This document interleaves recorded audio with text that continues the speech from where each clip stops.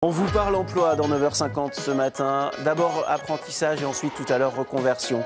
On va commencer à parler d'apprentissage avec Pascal Béjot. Il est chef de projet à l'Agence régionale de la formation tout au long de la vie. On va essayer d'être le plus concret possible pour vous donner des conseils, pour vous dire qu'il existe toujours des solutions. Pascal Béjot, bonjour. Bonjour.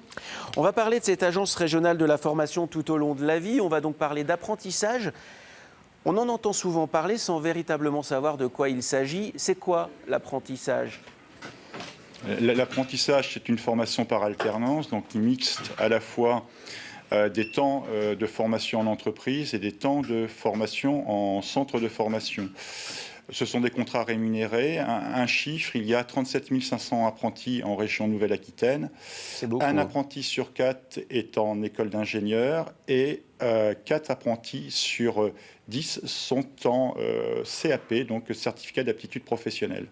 Ça veut dire aussi qu'on peut commencer par un CAP et avec l'apprentissage finir ingénieur. Il y a ce parcours-là qui est possible, vous êtes d'accord ? Tout à fait. Il y a des parcours qui sont relativement longs. On le voit dans les métiers industriels, où on part de brevet professionnel et on va jusqu'à l'école d'ingénieur. L'enjeu étant... Allez-y, je vous en prie. Pardonnez-moi. L'enjeu est d'accompagner au mieux les jeunes vers l'emploi.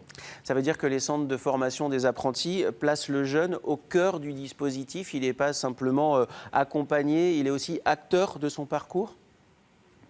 L'enjeu est que le jeune soit acteur de son parcours professionnel. Donc, il y a des étapes en amont pour valider son projet professionnel. Donc, c'est tout le travail que peut mener un CFA en amont de la signature d'un contrat d'apprentissage.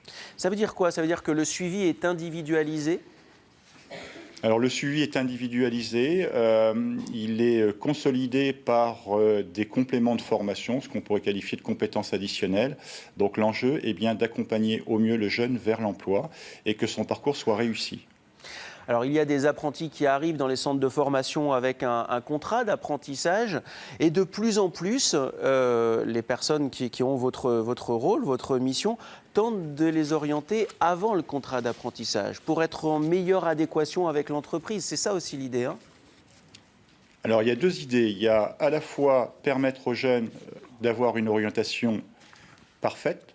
Donc, il va y avoir une aide à l'orientation et un choix dans les métiers. Et puis, il y a une deuxième étape qui consiste à positionner le jeune dans son parcours. Ce positionnement permettra à la fois de repérer les besoins du jeune et d'organiser les parcours au mieux, tant au niveau des temps professionnels que des temps de formation liés aux enseignements généraux. Concrètement, comment se passe l'accompagnement d'un apprenti ? Alors, il y a un accompagnement qui est fait et qui est le cadre réglementaire, c'est-à-dire qu'il y a un livret d'apprentissage, donc on fait le suivi de son activité en entreprise, repérer ce qui marche, repérer là où il y a des besoins de renforcement. Ça veut dire aussi qu'il y a un enjeu, c'est celui de faciliter l'accès à l'emploi. C'est par la qualification, évidemment, et un double enjeu, puisqu'il y a aussi faciliter la promotion sociale. Tout cela et ce sont deux enjeux primordiaux. Alors, c'est des enjeux essentiels. La promotion sociale est, on va dire, l'enjeu fondamental, et c'est la vie même des CFA. Et vous parliez tout à l'heure d'individualisation. Oui. Il faut au mieux organiser les parcours.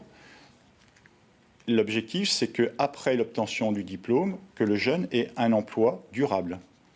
Il y a bien sûr des emplois auxquels on pense tout de suite pour l'apprentissage, mais de plus en plus, il y a des corps de métier qui font appel à l'apprentissage auxquels on ne pensait pas encore il y a 20 ans. Alors, ce qu'on peut donner comme chiffre, c'est une évolution des formations par la voie de l'apprentissage dans les formations d'ingénieurs. Il y a 10 ans, les effectifs étaient extrêmement faibles.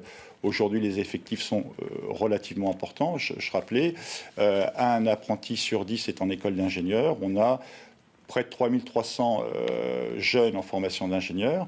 C'est-à-dire qu'aujourd'hui, les secteurs professionnels souhaitent s'appuyer sur l'apprentissage pour pouvoir former les personnes, les jeunes, au mieux. Voilà, vous en savez beaucoup plus sur l'apprentissage. Et puis, si vous voulez en savoir encore plus, alors allez rencontrer, par exemple, Pascal Béjot. Il est chef de projet à l'Agence régionale de la formation tout au long de la vie. Il existe toujours des solutions et l'apprentissage est une voie de plus en plus d'excellence. Souvent, elle a été décriée. Aujourd'hui, elle est une jolie voie pour trouver sa place dans notre société. Merci beaucoup, monsieur, d'avoir accepté notre invitation.